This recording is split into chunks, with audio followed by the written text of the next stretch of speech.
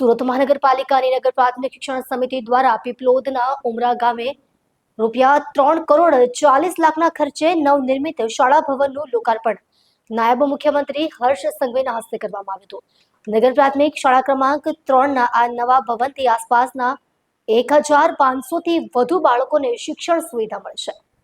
નાયબ મુખ્યમંત્રીએ જણાવ્યું કે સમગ્ર દેશમાં સુરત એકમાત્ર એવું શહેર છે જ્યાં મનપાની નગર પ્રાથમિક શિક્ષણ સમિતિ દ્વારા 6 ભાષાઓમાં વિદ્યાર્થીઓને શિક્ષણ આપવામાં આવે છે। તેમણે કહ્યું કે સરકારી શાળા અંગેની માન્યતા બદલાઈ છે અને મધ્યમવર્ગીય પરિવારો પણ પોતાના બાળકોને મનપાની શાળાઓમાં મૂકવા પડાપડી કરે છે।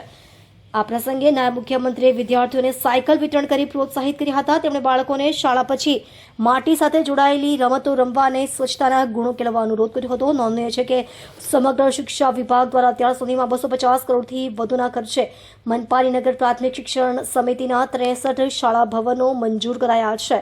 સમિતિની 362 શાળાઓમાં 2 લાખથી વધુ વિદ્યાર્થીઓ અભ્યાસ કરે છે। આ કાર્યક્રમમાં મ્યુનિસિપલ કમિશનર એમ નાગરાજન, નગર પ્રાથમિક શિક્ષણ સમિતિના અધ્યક્ષ રાજેન્દ્ર કાપડિયા સહિત અધિકારીઓ, શિક્ષકો અને વાલીઓ ઉપસ્થિત રહ્યા।